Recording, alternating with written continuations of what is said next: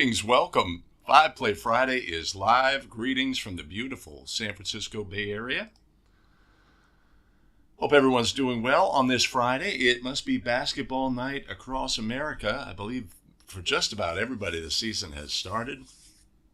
We are super excited. I've got a game tonight. I've got a couple of games tomorrow, including an event where teams from Chicago are coming in to play in Oakland.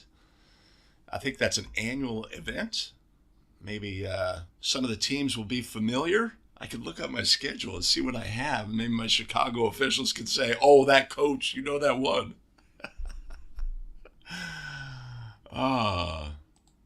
Hey, Harry. Awesome. Appreciate that. We do have a technical foul course, which incorporates that information. That's now available. I've been working on course creation, of course. See what I did there? Inadvertently. Oh, Jason Honey is in the house. Jason Honey. Texas.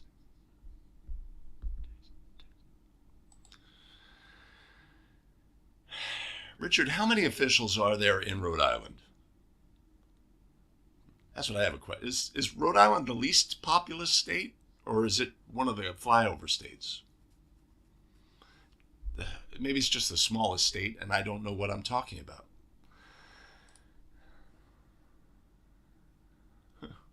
Okay, Zooch, I see you working. You're here early. Appreciate that.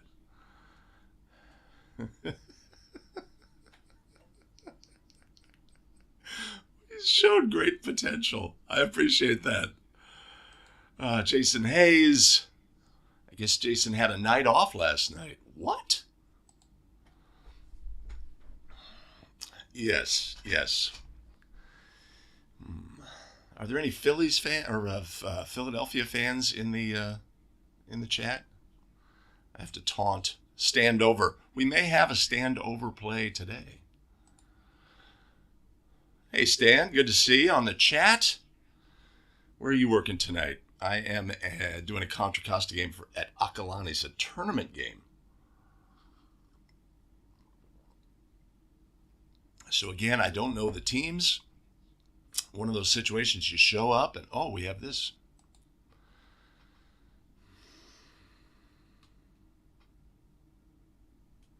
Wow.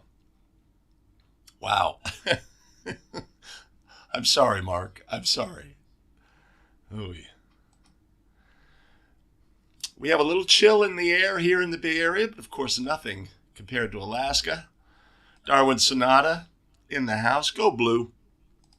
Kelly, I think we have your play. Ken and Fort in the house. Harold Young from Dallas, where my daughter lives, works for AT&T. Holding it down. She'll be home for Christmas soon. We have festive Christmas decor here in the studio. My tech team working hard to create the environment where we can celebrate the holidays. Kamali Rowan, good to see you, Kamali. Tom Hickey, show supporter. I like that. Eliza Doolittle. Hello.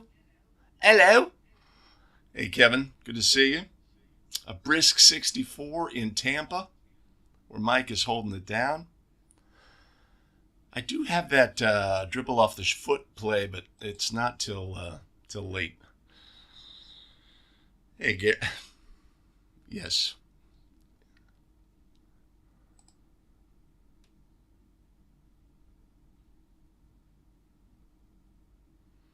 Yeah, it's really not a big deal, especially if you do it as a crew. Slow down in unusual situations. You'll be fine.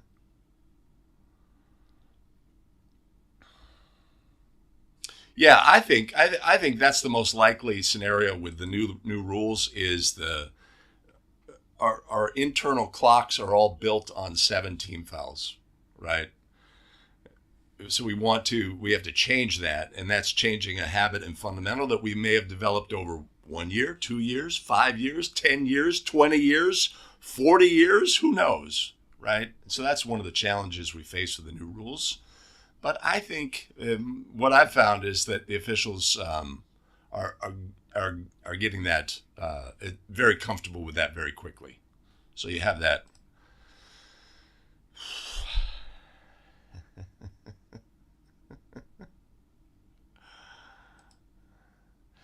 And I do recommend talking to your scorer and have them say, hey, ref, that's 4. When you have 4, and then as a crew, we can say, hey, that's bonus down here, and give us that aid. And we can work together. I had a visiting book where we're not shooting bonus, or what was the situation? It was the second half, or it was the second period. And we are, have team fouls 2 and 1 or something like that. And the visiting book says, hey, ref, that's 7. That's 7. This was like in game number 4 or 5 of the season. So we've got educating to do. Chris Janish in the house. Good to see you.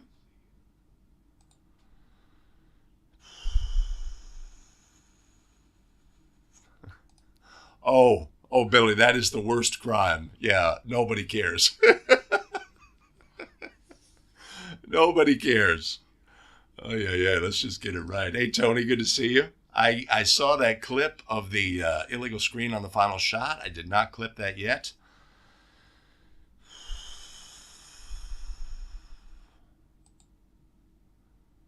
Ay. You've brought it on yourself, lad. Yes, it is. Yes, it is. From Kentucky. Excellent. The Bluegrass State, I know that much.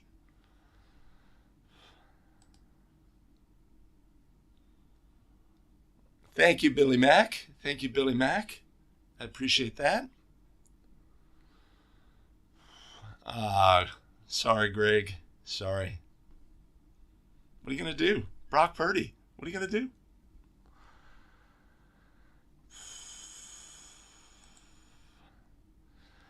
Yeah, I mean, this is the time of year, man. It's the time of year. The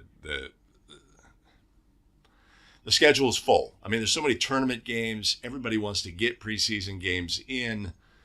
Assigners are, and on the collegiate officials are very busy as well. So assigners are hard pressed to fill games, and if you have availability, they will fill you up. Jesse Bethel up in Vallejo.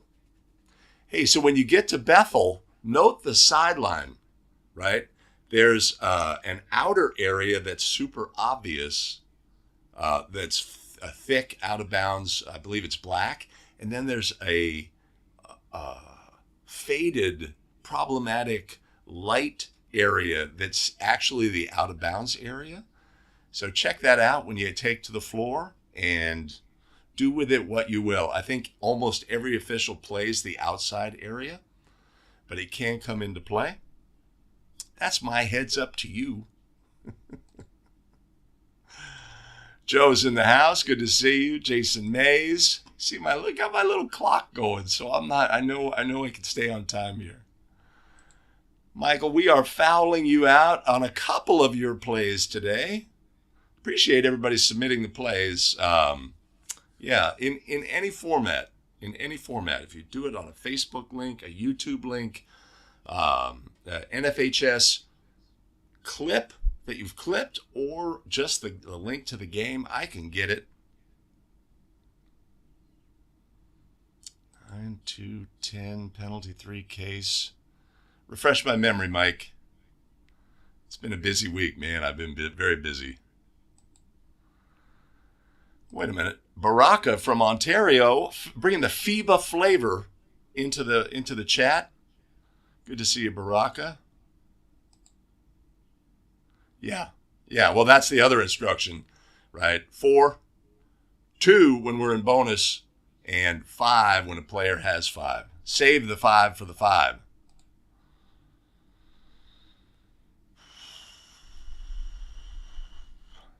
Yeah. I see teams post their celebratory, the fact that they won the game 84-16, and I think some poor bastards had to officiate that game.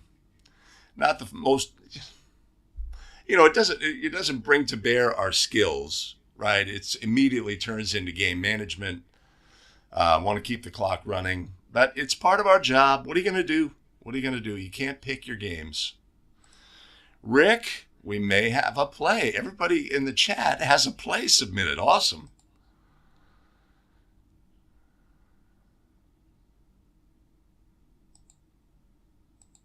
I don't know anything about this approach. I am very deliberate personally. I am very deliberate before I begin a closely guarded count. It's not appropriate in all situations where players are in close proximity, in my judgment. That's just me. But sometimes, especially if we're doing it for show, we need to, especially if it's a sensitivity point for a coach like that one I had on Tuesday.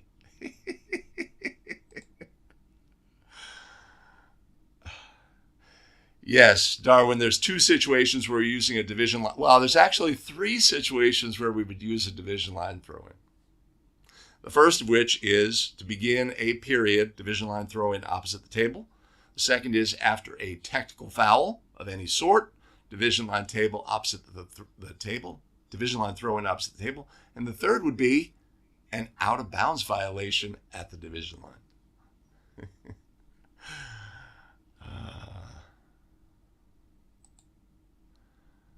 Ay. Oh, interesting. So I guess in Georgia they're suggesting, a relaxation of the rule. What we have to remember is that there's always exceptions, rules exceptions in all parts of the country. And if you work in Georgia, you think this is the way everybody does it, right? It's only until you get exposed to a national audience where it's like, wait, in Massachusetts, we stick around for handshakes after the game, or in California, there's no 10-second backcourt count for girls. There's all sorts of quirks and variables and mechanics. That's, good luck with that. Bo is in the house. Good to see you, Bo. All right.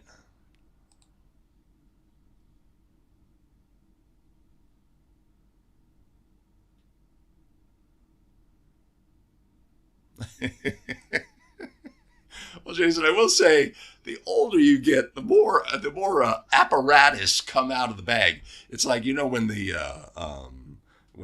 magician puts down the suitcase on the table and starts pulling stuff out, and they pull out their assistant, and that's when older officials who are held together by duct tape and baling wire can pull out all sorts of remedies and creams and magnetic sleeves and percussive guns and foam rollers and what have you. It's the struggle is real. Let's just put it that way. Yes, picking up the pivot foot is a skill that even a young official can begin to develop. Oh, wouldn't it be nice if there was a hot tub available on the way home? You just or in your backyard. You just got it.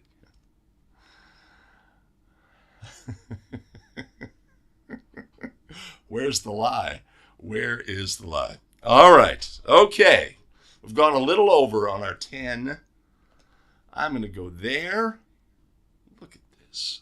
All right. I am paying attention to my show flow. I've been castigated by my tech team to be disciplined in the show flow. So there may be some clunky movement between sections, but we're going to start with what we call our opening tip. Yeah. And I'm going to pull up, okay.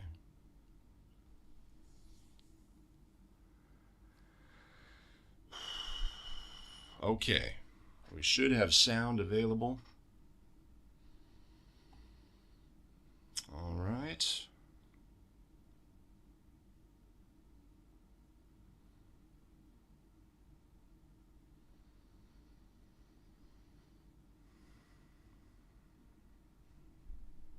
Okay. It's Friday. It's nighttime. There's a chill in the air. We're approaching the gym. The lights are on. We get inside, the buzz of the crowd, right? It's game night, Friday night, basketball, and we want to be our best. One of the ways we do that is we get better as basketball officials by looking at plays and all of the things. That's what we're going to do today. Stick around.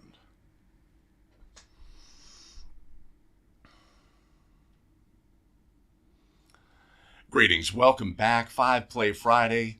Appreciate you joining. My name is Greg Austin with The Better Official. We craft video to help basketball officials get better and take control of their officiating career. One of the ways we do that is we look at plays. We look at all of the things. We start today's show with a You Make the Call play. What do you have on this play?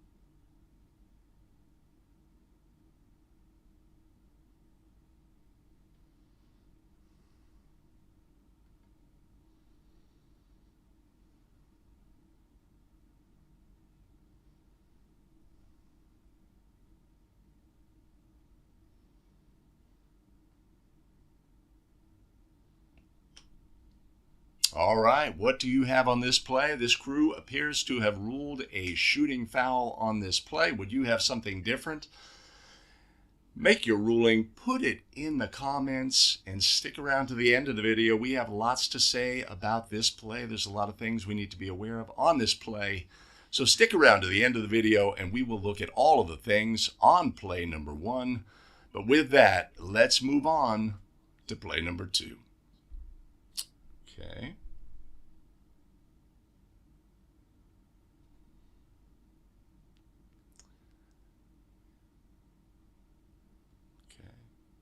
Hey, back at the start of the show, we had play number 1, a You Make the Call play. Let's review play number 1.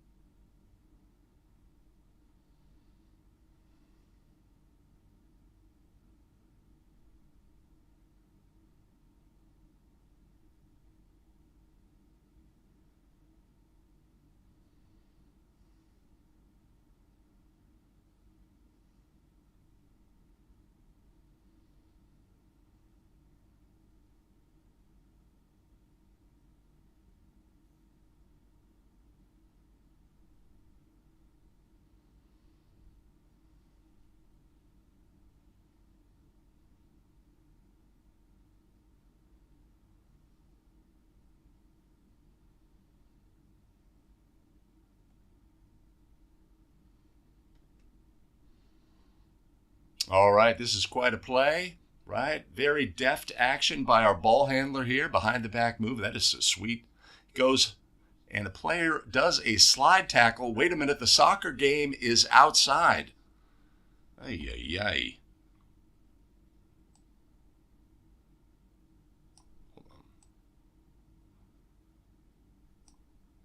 The soccer match is outside. Right, this is a very dangerous play and one that needs to be penalized. National Federation of High School does not want rough play in the game. They are very concerned with concussions, rough play, injury, etc. Our job is to prevent injury as much as possible. We can't prevent this play, but we can penalize it. This is at minimum an intentional foul. And in my opinion, this is a flagrant act. This is a player who dives recklessly towards an airborne player's legs with the express purpose of taking them out. This player crashes hard to the floor, slams into the wall, head and neck area, etc. This is not part of the game of basketball and should be penalized. We see the behavior of our miscreant here as well, right? They see that, oh, that guy's hurt, right? And then he comes up, oh, I'm hurt too. I don't believe you. I just don't believe you. Right, and we're looking at all of the things on a play like this. What's the other thing that we have in this play? We have a crew dynamic of extremely veteran official who's probably in charge. Do we have the ability to come express what we feel we need to do on this play? Or is just like, well, the play was your call, it's your call to make, whatever you say goes, etc.? Or do we need to stand up for the game and say, this is what I have on this play? Sometimes as officials, we have to stand in front of the game and express ourselves, right? We don't want to get back to the locker room on this play and say, wow, I thought that was a flagrant foul and that you were going to rule that, but you didn't. And so, right?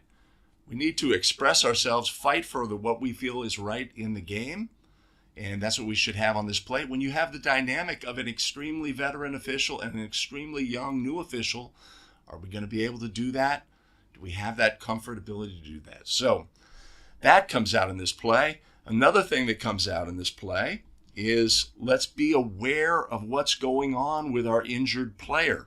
Right? This is at the end of the game. This is only 3 minutes remaining in the game. Let's take a look.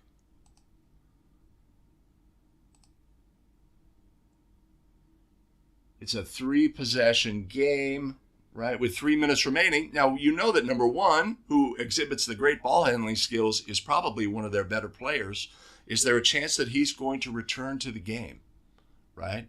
Well, there's not a chance that he's going to return the game if we observe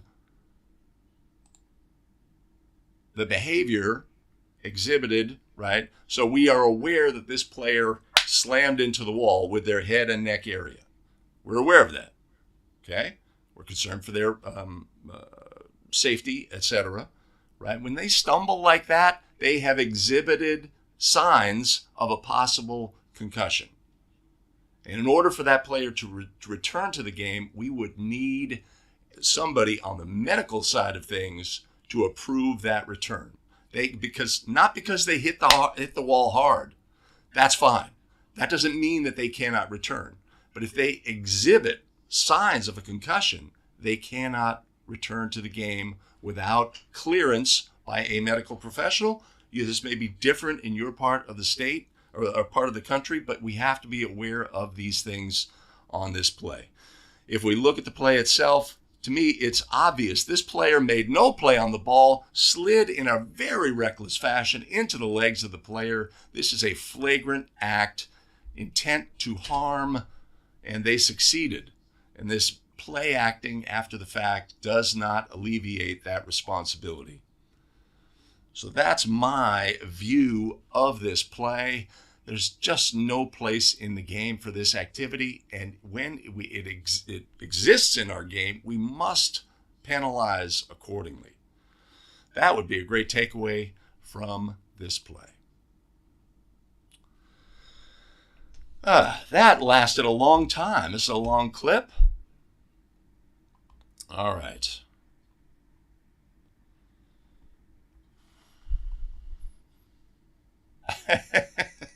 Gary, Gary, yes.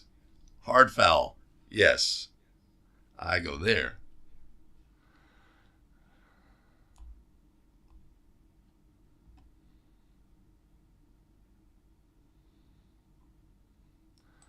Adam, good to see you.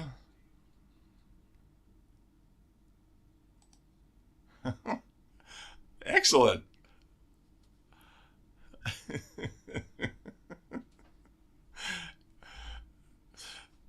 As long as you credit that, according to Greg Austin, it's like, who? What? uh,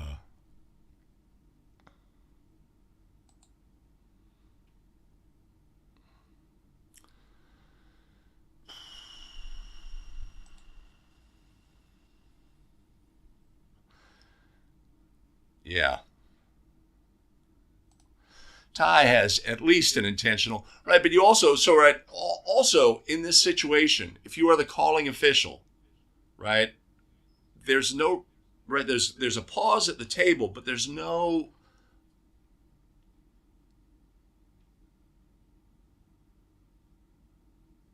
yeah, right. Oftentimes, if I think, well, wait a minute, there's at least upgrade is on the table for any reason whatsoever. Not on this play. For this play, upgrade is obviously on the table, but we can gather information from our crew and say, what did you have? What did you have? What did you have? Right? And so, and work together. There's none of that dynamic. Neither of the two non-calling officials wants to provide any information. Do they feel that they can? Right? That's what we want to always have on our crew is permission from everybody to respond to their internal clock, internal voice that's saying, hey, wait a minute. We need to talk about this play.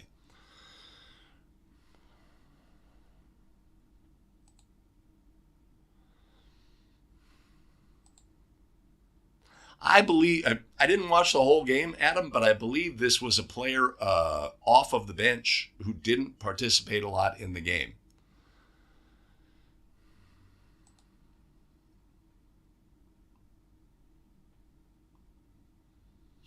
Right, and even if so, all right. So that was not a slip. What if it was a slip?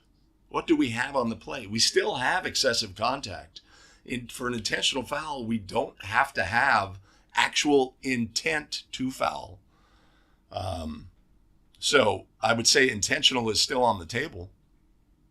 To have a flagrant foul, I think we do have to have an intent to harm, violent contact, savage in nature, etc.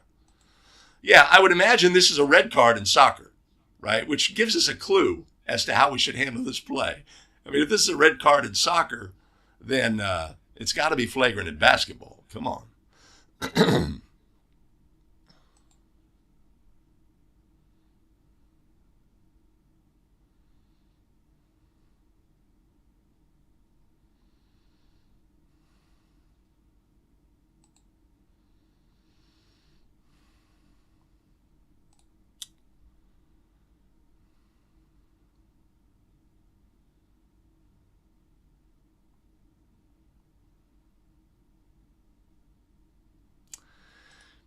Yeah, I think Brian, we could say, hey, aging official. I think he had plenty of look on the play to make a ruling on the play.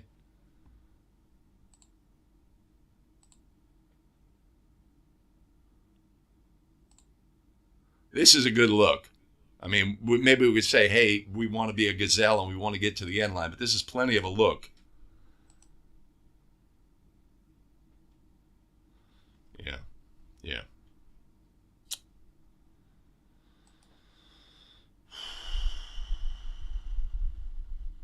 Hey, Dave, good to see you. Hmm. Yeah. Okay.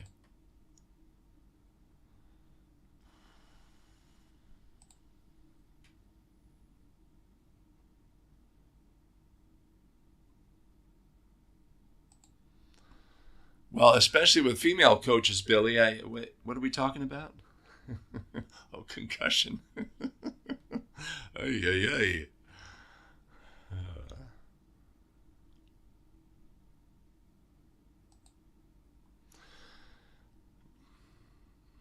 Yeah, I don't see any eagerness. Well, let's watch our center official here. They obviously have a look at the play.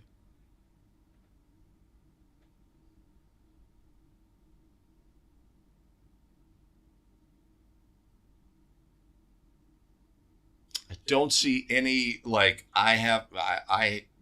don't see anything either way about whether they wanted to say something and felt they couldn't, or whether they or anything like that. I just don't see it.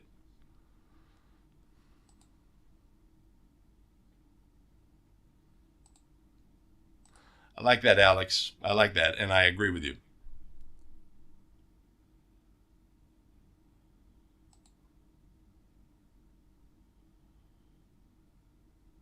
Oh, Zuch has our throw-in location as well, if we'd gone flagrant. Okay, I'm going to move on. And how will I do that? I will go here. We have moved on to play number 2, so I'm going to go here. And no. I'm going here. All right, for live stream viewers, we're moving on to play number 2. All right, that's all going to work out in the editing. All that, yeah, okay.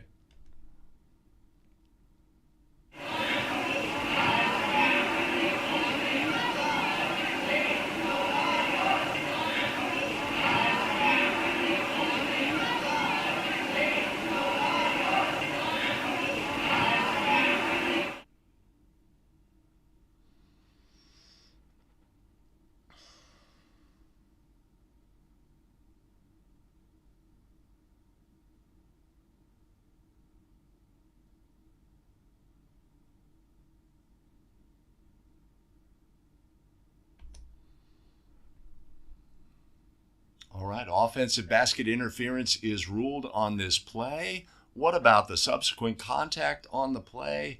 Did we have a correct ruling? Let's look at all of the things. Right, we have a steal. Our lead does a great job of getting a look. I think we have to accelerate a little bit there. No foul on the play. Player goes up, grabs the net while the ball is on the ring, even though the ball would have gone in. And then we have subsequent displacement on a player who is entitled to their spot on the floor and was displaced on this play. Let's think about all of the things.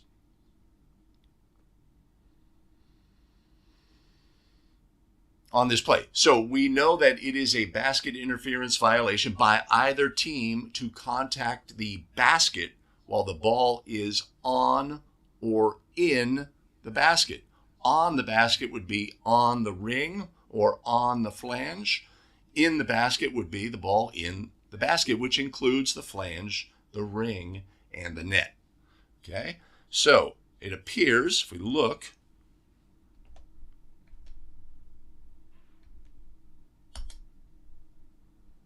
let's go here. Well, let's go.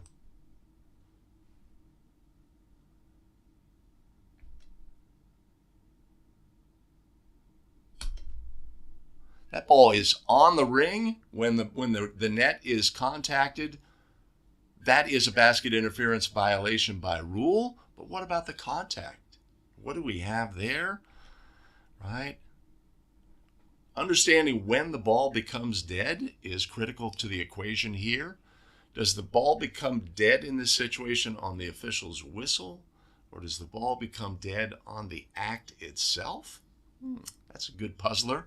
If the ball is dead, this subsequent contact is to be ignored, ruled intentional dead ball contact or flagrant dead ball contact. Those are our 3 options.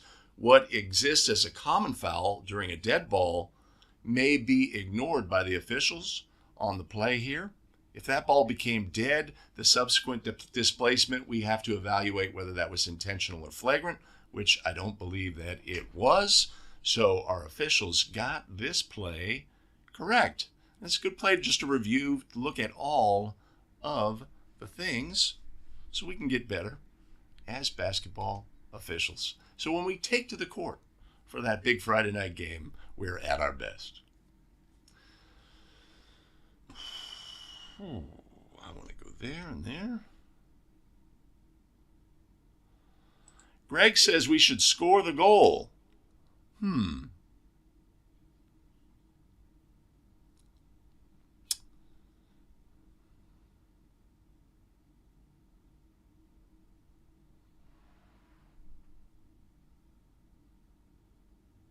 Stan, on the previous play, no.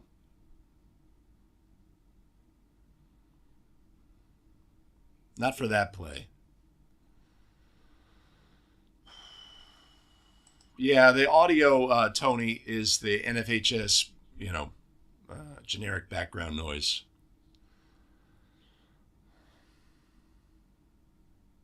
Yeah, it's not super clear video, but we can, extrapolate the fact that the official indicates that.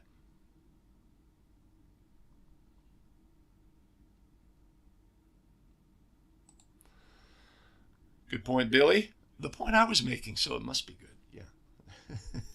Yeah. Right. So if our partner, right, this is another great situation. If our lead official says, "Oh, I've got a foul," right, displacement by the player, right. Again, are we just going to go with their ruling, or are we going to step in front of the game and say, "Hey, let's slow down," right? I have that foul occurring during a dead ball, right? That gives us the opportunity to ignore, unless it was intentional and flagrant. Even though this player is large and a bit reckless with that action, I would not judge this to rise to the level of intentional or flagrant. But it's a situation where, if our partner comes with a whistle, we've got to work as a crew to make sure that we get this play right. Is this a play we see every day? No. This is atypical, uncommon.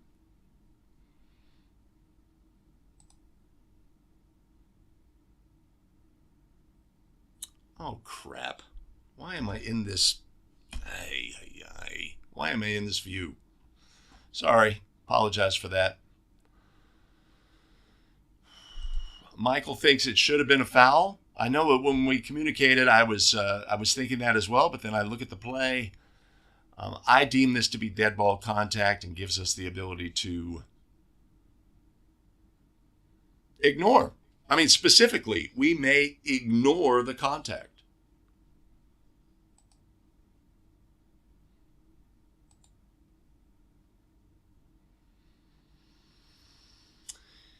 Yeah, the contact maybe, but the actual displacement on the play is definitely after the fact. I would say. Hey, John, shoot.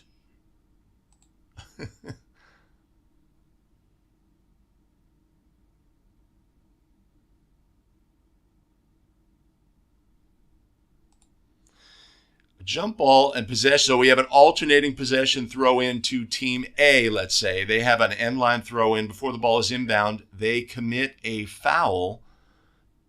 Was there a change in possession?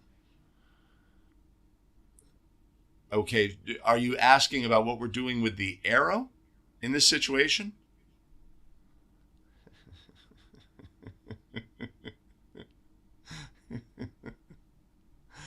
Let me know that.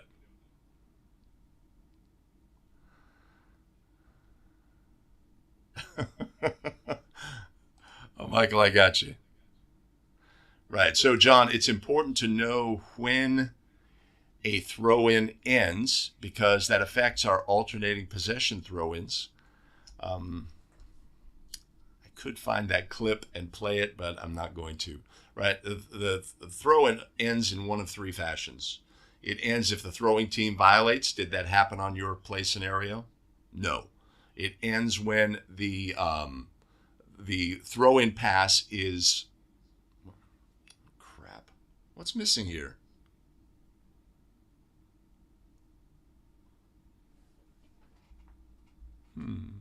Oh, I screwed up my editing. It ends when the throw-in pass is legally touched in bounds, or it ends when the throw-in pass is touched out of bounds. None of those three things happen. Therefore, the throw-in has not ended. The possession arrow is switched when the throw-in ends. That did not occur on this play. The possession arrow is not switched. We would administer the penalty for the foul, whatever it was, and it's a team control foul. And the opponent would get the ball at the spot nearest. Yeah. I think it's a held ball situation. Hey, Al. Yeah, we had a couple of Michigan plays. All right, I'm going here.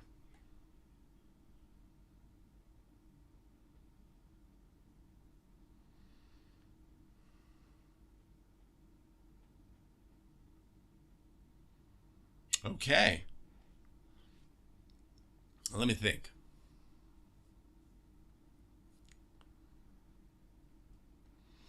Coming together and working as a crew is critical, as it would be on this play if one of our officials put a whistle on the play for the foul. And one of the things we have on the show here is we have a great crew effort. And I'd like to thank our tremendous show supporters who help fuel our broadcast. Tom Hickey, Mo Klotz, Herb Hahn, Darwin Sonata, and Mark Skolnick. Much appreciated. Much love. You want to support the show?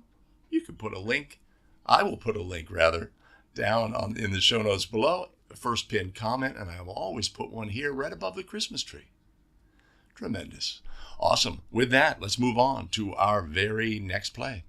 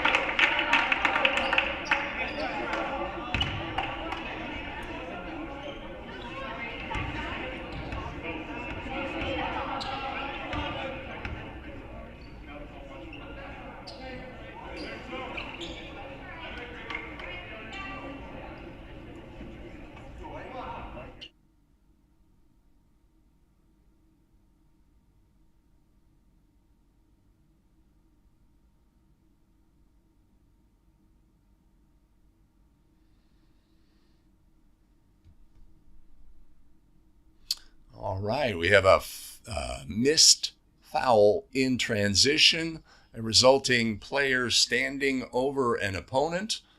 What do we have on this play? Let's look at all of the things, right? So our player in white here looks to have stolen the basketball and is going the other way. Was there a change of possession, though? And is pushed, and our crew misses that. And then subsequently, another player stands over a player. The player on the floor attempts to get up and is unable to, pushes the player who is above. Let's look at all of the things.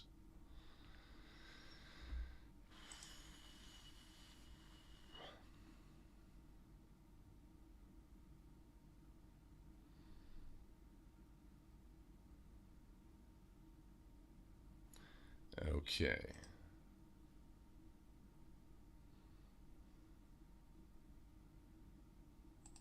Right, so we have green in team control. They are in the front court. The ball is deflected from behind by the player in white. Teammate from white attempts to get the basketball, seems to be pushed to the floor. In this situation, this would be a team control foul, as there was no change of possession prior, and we always want to identify team control fouls. But neither our new lead or our old trail, right, has a stack look on the play. Would have to make a guess. Our old lead does not put a whistle on the play. Player goes to the floor. A scrum, ball loose. And we are left with this predicament where green 4 is standing over his opponent, making no attempt to get away from this situation. Many individuals, human beings, feel this is a very offensive action, especially between male players. Player attempts to get up, and a foul is ruled on green. Blocking foul. Our officials are a little unclear. They show uncertainty about what's going to happen next. The fact that this was a team control foul was not reflected in the reporting of the official as well.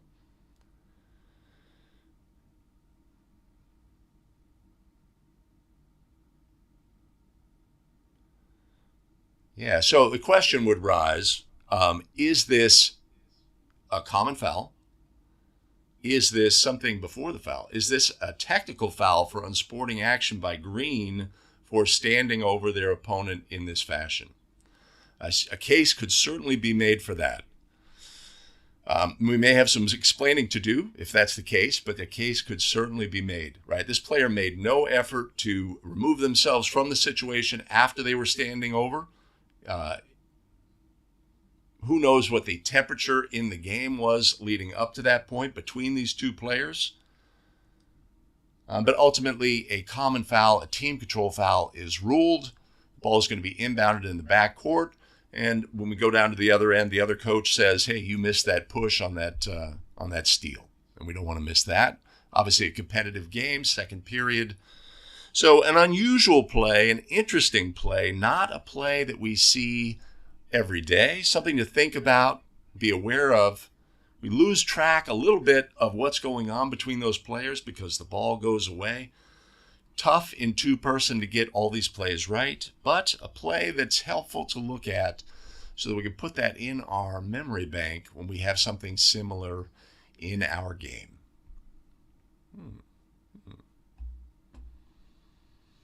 Now, I'm going to go to this view so you're not just looking at my mug. Hey, it's Brett Adams. Good to see you, Brett.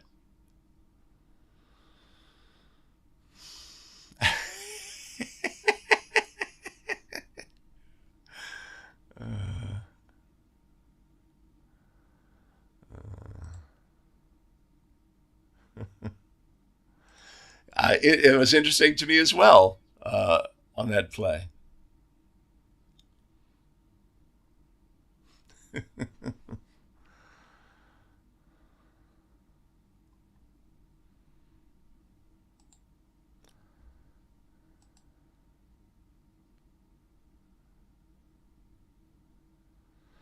Oh, I wouldn't. This is not a warn. I mean, you could warn a player, hey, don't do that again, right? The question is this unsporting action, right? A lot of times you'll see this in a dead ball situation, and this is how the fight starts because the player stands over in this fashion.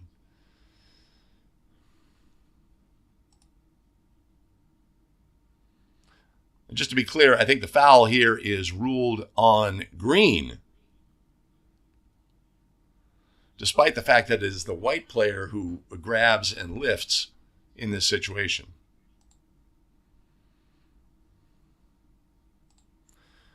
We don't have to have contact to make. Well, I see. To rule a foul on green. Yeah. Kevin's going double T. I see.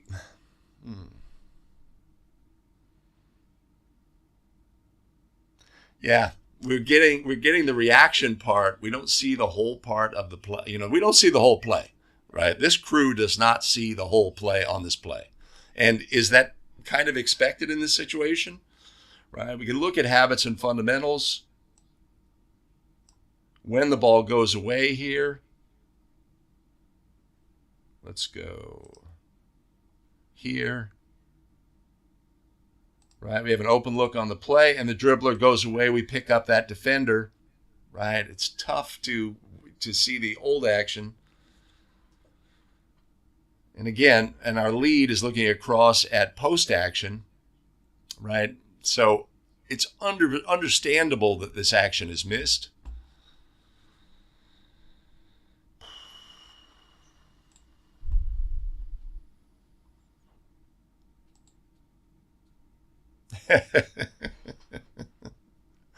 Yes, Alex. Yes, it is. Is it a guarantee? No, but it's yeah.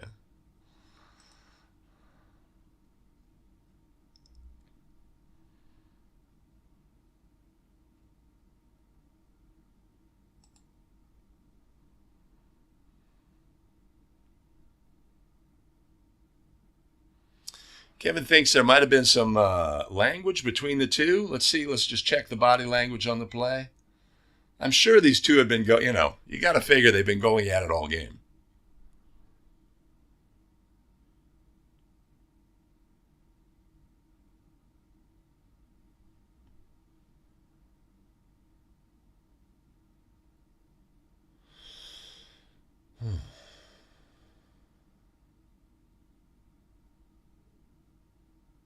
Yeah, it seems like something was said right here.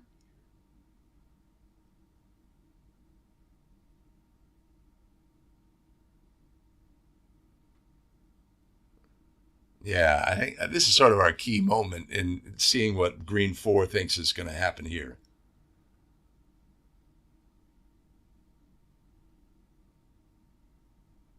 Yeah. Yeah, so an interesting play. Thanks, Rick. All right. Hey, that play was submitted by Rick from Montana. If you want to submit a play, there'll be a link in the show description. I'll put it in the first pinned comment. And what am I? Where? Christmas tree, baby. Christmas tree. I'll put it up above. All right, let's move on. Next play.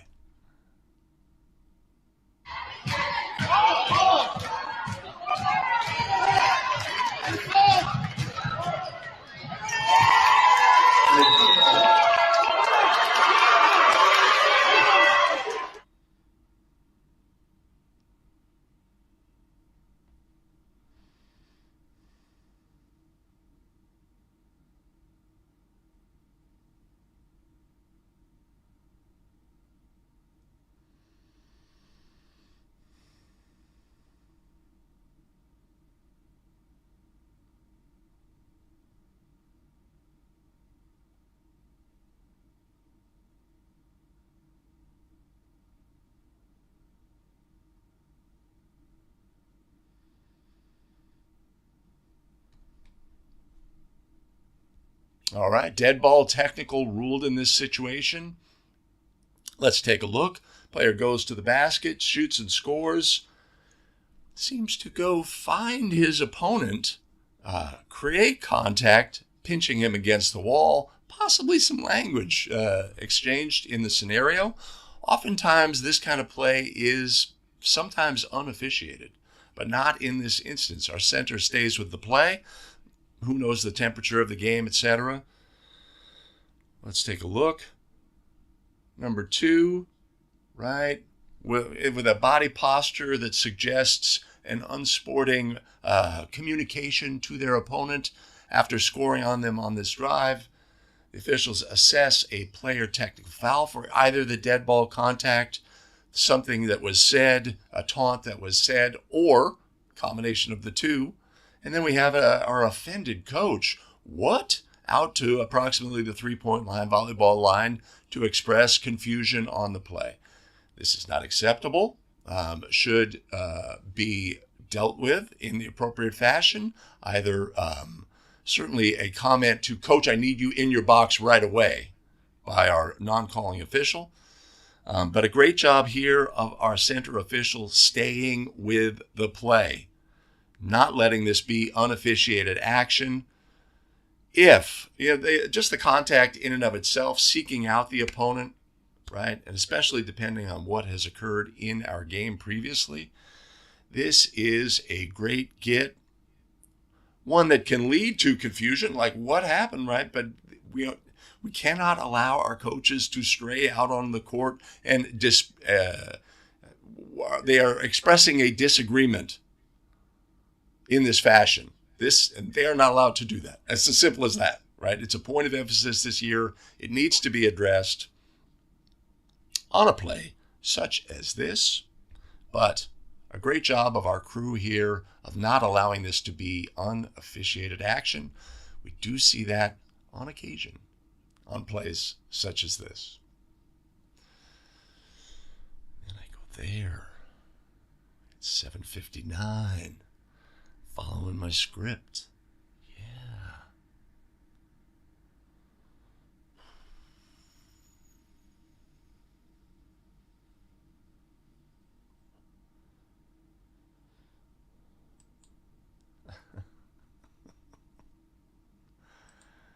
Hey, that's a great point. I like your judgment, David. Oh, that's also a great point for me to remember.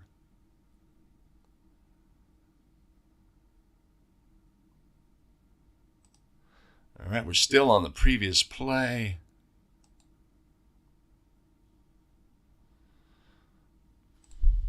I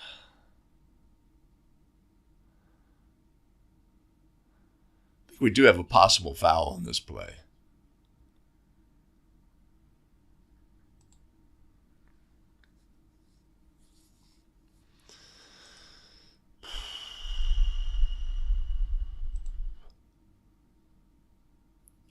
Any player or eligible substitute?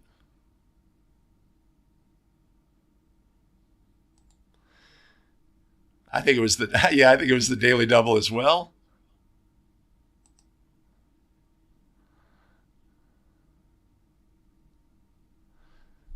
Yeah. I'm not going to do it.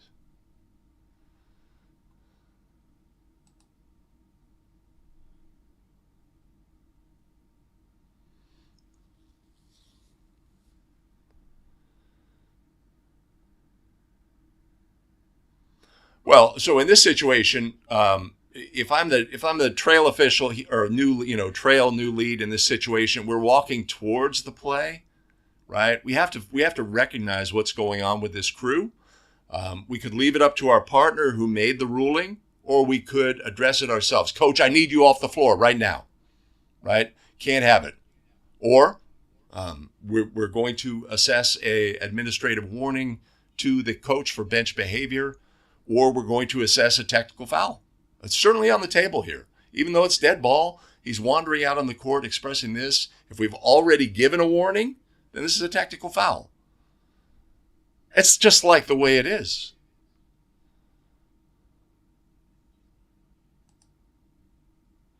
I would bring urgency, Tom, to that. Coach, I need you in your box immediately. Can't have you out on the floor. If you disagree with the call, that's fantastic. I need you off the floor. Right? The stern warning, soft warning, or we escalate and go the other way. Oh, I like that. And also put the onus on them to control their bench. Right? Because that's a great way to get them potentially focused back on what's going on behind them that they aren't necessarily aware of. I like that a lot.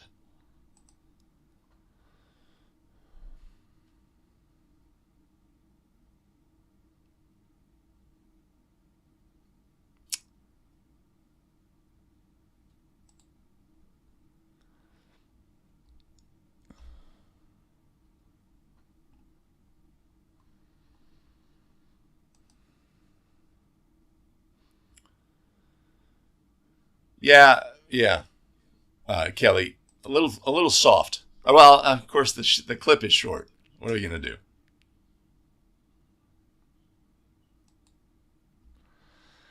I'm with you, Devin.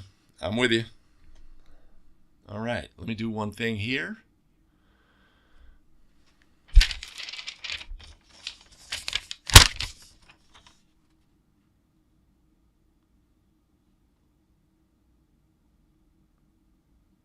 Okay. Let me do one thing here. Hey, if this is the video content you find valuable, it'd be a great time to do all the things. If you hit that like button, it really helps us with the YouTube algorithm, gets the video in front of more basketball officials so we can all get better together. Fantastic. Hey, let's look at our next play. So far here today, overall in the season coming into this game, she was 26 of 55 for a 47% free throw percentage, which is not too bad. Her team leading by 3 however. 11-8 is the score. Some more fans checking into the game as it's progressing. Game starting here early afternoon time, so a lot of family members and parents probably still trying to make their way home from commutes. I don't imagine the crowd to be this sparse for the boys' game. By then, nighttime had settled in, and it's going to be packed house here at Lady College. Yeah, it helps when it's a little couple hours later, and should be a fun one too.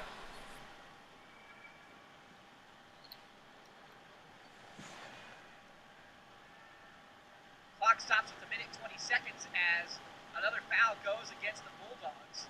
That's their 15th foul here, compared to 16 fouls against the Wildcats. Not to get caught up on who are the recipients of those fouls after the first quarter break.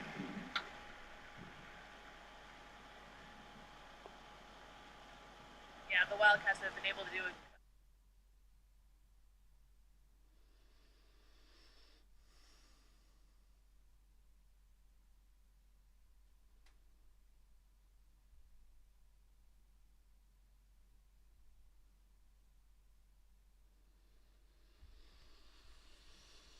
All right, the rare substitute technical foul ruled in this situation during a live ball. A substitute hears a horn, runs onto the floor. We have 6 on the floor, live ball situation. The center official rules this to be a substitute technical foul. Now, something unusual has happened in our game. Are we sure what has happened in this situation, right? So our center official goes to the trail official, confirming you did not beckon that player onto the court. Is that correct? Yes, that's correct. Then in this situation, it's a playoff game, in this situation, a substitute technical foul is warranted. The horn sounded. When the horn sounds, that does not give players permission, even if it sounded erroneously, for players to run onto the court. They have the responsibility for their actions. We had the ball in a live ball situation here where we cannot ignore this activity, right? Once we confirm, make sure we have everything, all our ducks in a row, we assess the technical foul, and the game moves on. It's relatively simple and straightforward. Just wanted to include this into the show today because it's an unusual situation, right? Had the ball not been live in this situation, then we could potentially, sort of game manage. Hey, hold on. Wait till hey coach, wait till we beckon the players, etc. Right? But this is a substitute technical foul properly ruled by our calling officials. Now, Now, if we look at the original held ball situation, there's a little something to take out of this as well. Let's take a look at habits and fundamentals of our lead official on this play. Right? This is a great approach here. Right? We've got ball is loose, players here. Boom. Comes in. He is focused on the players in this situation. This is a relatively volatile situation. Players can, throw elbows. We can have dive-ons. We can have all sorts of things. Our complete attention here needs to be by our lead official on this action on the floor, right? Our center official is free in this situation to glance and get the information about the direction of the arrow, and our lead official can simply look up, and our center official will have that information. If we think about it, it's almost like a mirror. They are looking through the center official to see the information at the table. So often in this situation, we see officials turn their head with those players on the floor, right? Use your crew and work as a crew in these situations to get plays right. So that's a great habit and fundamental that jumps off by our lead official on this play. And that's what we're all about here on this show, is finding habits and fundamentals that we can bring to our game, identifying weaknesses we may have, identifying strengths, identifying how we want to display the correct habits and fundamentals on the court. That's what we want.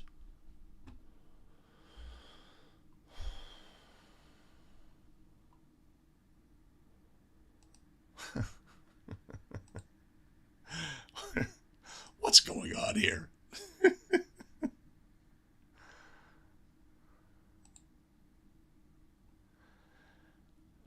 No, Richard, they do not. So if we brought substitutes in a technical foul situation, coach says, I want reserve A, end of the bench 1 to come in and shoot the first one.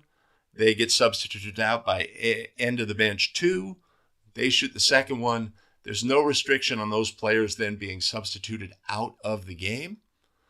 The restriction is that if a player has been substituted out of the game, they may not return to the game until the clock has properly started. There's no restriction on being substituted for.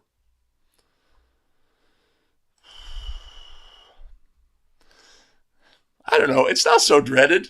And many would say, let's just manage our way out of this. The player, is it really their fault? The horn sounded. The horn sounded. You mean, who is that slender gazelle on the court? Is that what you're asking, David?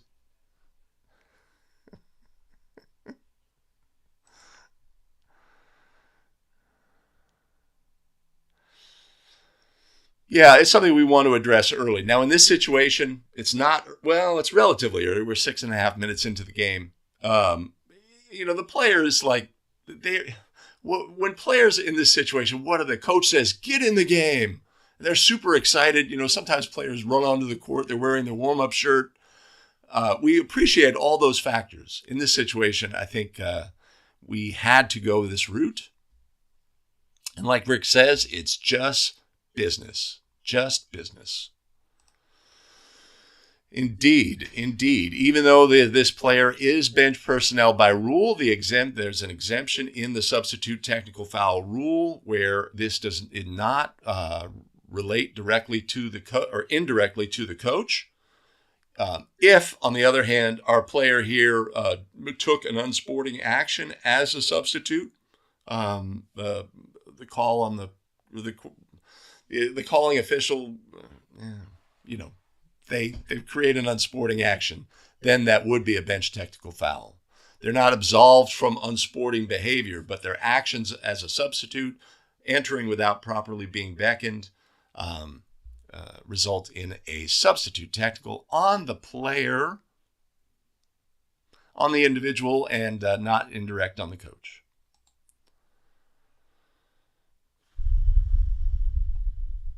All right, so we also have, of course, hey, great point. So we also have on this play, we have a resulting throw-in a held ball situation.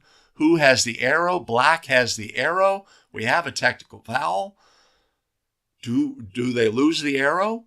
Right? Our resulting throw-in will be at the division line opposite the table. What happens to the arrow in this situation? Has our throw-in ended by rule? No, it is not. So the arrow remains the same after this activity. That is a great point. Another point that we have on this play is what happens to the arrow on this play. We have an alternating possession throw-in.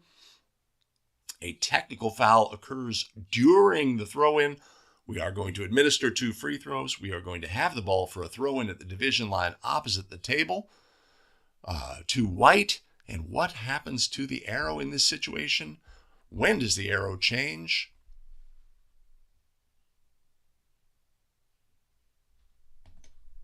That's something we'd like to know. I'll tell you what, I have exciting news. I've created a course, a throw-in course that gives us all the things we need to know about throw-ins. And I will put a link down in the show note, and I'll put a link up above so we can get these plays right. In this situation, the throw-in ends in one of 3 fashions, and this throw-in did not end. Therefore, the arrow is not switched in this situation. All right, let's move on. Next play. Actually, I'm going to put that at the end, but we're not moving on to the next play. We're going to wrap this up. Yeah, some people use that lanyard position as a way to keep the arrow on the court. Other officials say, look, we have to learn to manage the arrow ourselves. Builds in habits and fundamentals. This may be a situation where our table crew needs information about what's going to happen with the arrow, because they are going to be potentially confused. Maybe, sometimes table crew will lift the possession arrow if it is a fixed piece of plastic, the triangular piece of plastic. They will lift it when the throw-in starts and then switch it midair when the throw-in ends and put it back down. So we could have confusion. We may want to emphasize that the arrow stays the same. Agreed.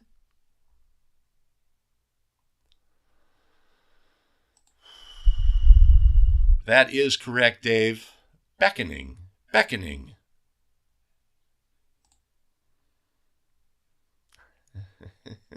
You don't think I noticed that, Billy? It's a soft hand in the back.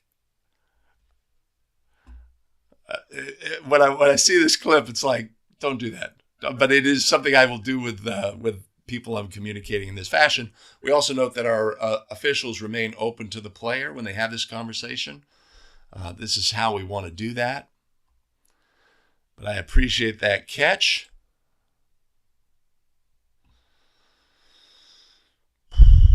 Right. It's not their proximity, Mike, though, because they are not absolved from unsporting action. And even if the substitute was in the bench area and just ran directly onto the floor in this situation, didn't go to the table, it would be a substitute technical.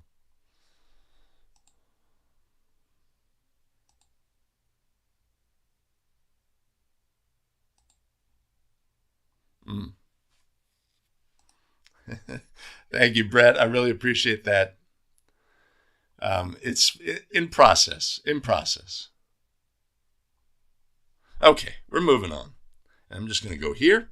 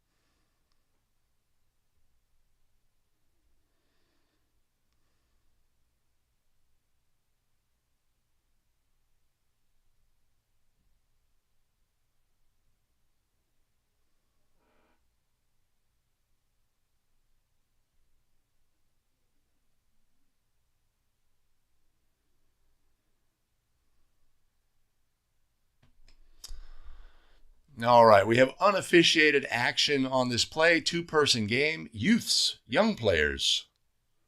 Right, we have an illegal screen that is missed by our crew on this play. Again, habits and fundamentals, what are we looking at in a situation like this? Let's take a look at all of the things here. Our coach is not happy. This is an end of period situation, right?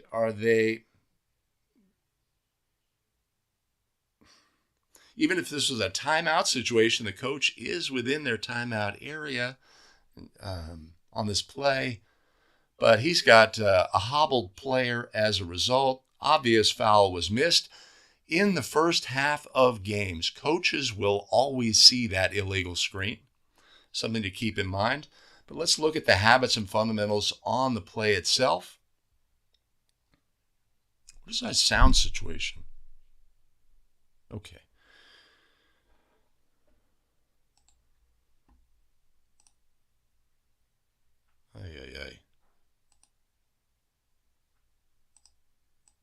There we go. Right, so we have a throw-in situation where there's nobody defending the thrower, okay?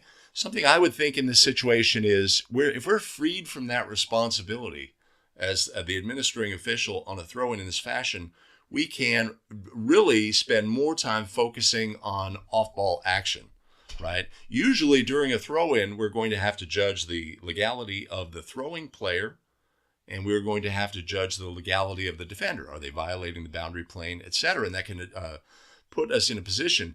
In this situation, we have an opportunity to say, okay, I just have to get the thrower here, and I can really spend more of my mental capacity observing off-ball action.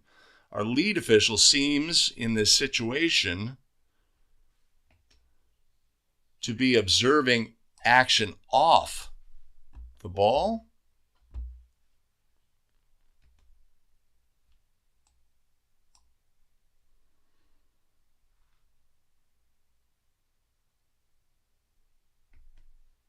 Right? Focus seems to be on these players across and not the action here that we need to look at. Our trail official is off camera. We don't necessarily see, but they don't pick up on this action. Again, what are we officiating as trail here? We need to get the obvious in this situation.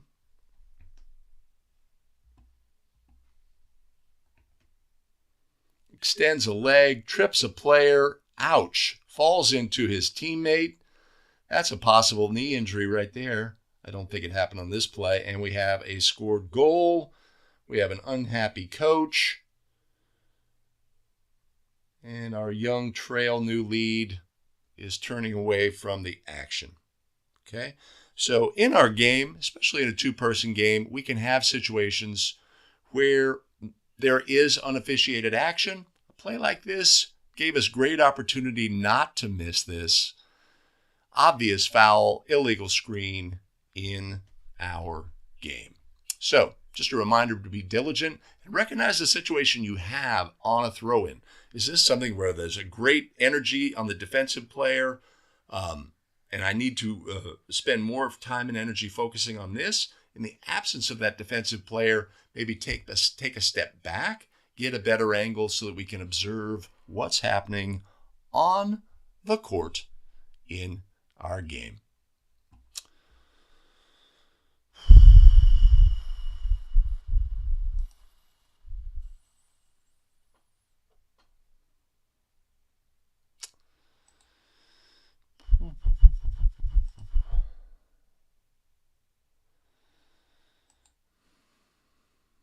Yeah, it is easy to miss, but at the end of the day, this was the only thing happening on this play, right? And especially at younger, lower levels like this, players aren't going to execute plays well, right? I mean, even at higher levels, elevator plays, how often are they well executed? So,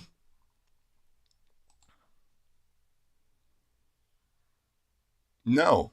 If you screen in a moving opponent and don't provide time and distance, you are liable for an illegal screen.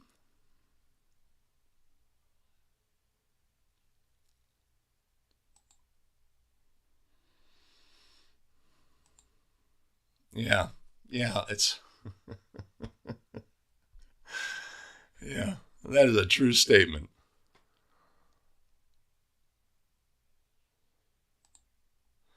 But what if they enter while the ball is live? Okay, all right, we are not dawdling. Do I have a bonus play? Illegal screen by lead. Oh, I do have a bonus play. All right. Hey, we got a bonus play. Let's take a look. Second free throw for Brown. Back rim, no good. And Muse trying to fight for the board, was arm locked with a couple of Carondelet players. Dwiggins came up with it, but then a foul is called on Carondelet. Officials discussing it. Maybe some clarity on who it's on or what type of foul it is.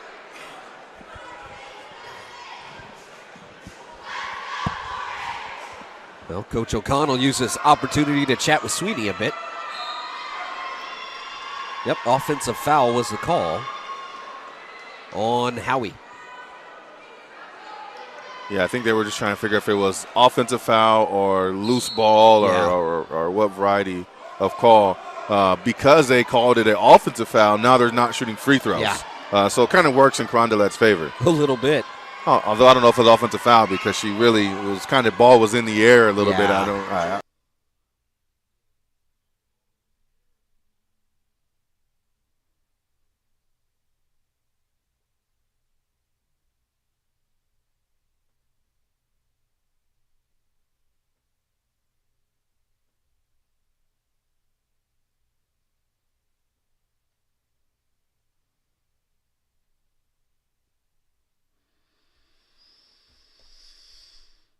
All right, so we have what appears to be a missed foul on White, and then a subsequent foul on White that the center official is ruling we are shooting bonus free throws, identifies our shooter, wants to go the other way. And this is very common in this situation. We always have to recognize team control fouls for what they are. And my recommendation, of course, is to always rule team control fouls as team control fouls. Early in the game, first foul of the game, team control foul is similar to this. Rule it a team, learn to identify these situations, right? And then work as a crew to prevent awarding unmerited free throws as would have occurred in this situation, right? The calling official report indicates the foul, indicates the shooter, and the game just says, let's go, right? Sometimes as officials, we have to stand in front of the game and say, we are about to make a mistake by rule. Let's not make that mistake. We use declarative statements. That was a team control foul, no free throws, right? There had been no change of possession. That's a team control foul, right? And we come together as a crew. We see at the end our old lead, new trail, a nod of a head, etc. That's what we want coming out of those conversations. Is agreement by the crew as to how we will handle, how we will proceed. We also see, of course, that the knowledge base of people commenting on the game who are actually instructing fans about what to expect in the game is not always rules-based, right? They have a job to do. Sometimes they provide erroneous information, but that is just a fact of life for basketball officials. And a factor of life for a better official is we have tremendous show supporters, and I'd like to thank them right now. Tom Hickey, Mo Klotz, Herb Hahn, Darwin Sonata, and Mark Skolnick. Much appreciated, much love.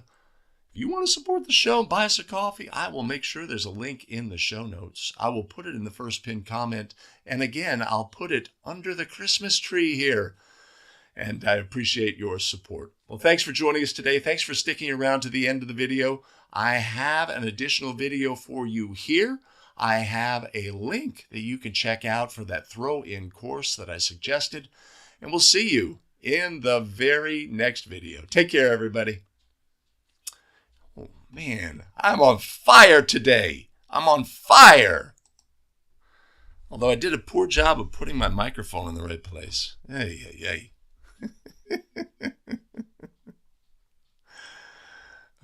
I think we definitely missed, especially in a game that is 20-7. I think we definitely missed the first foul on this play.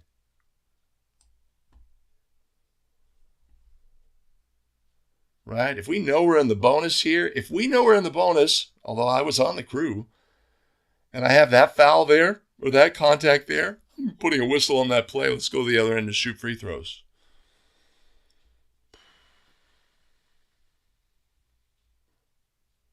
No change of possession.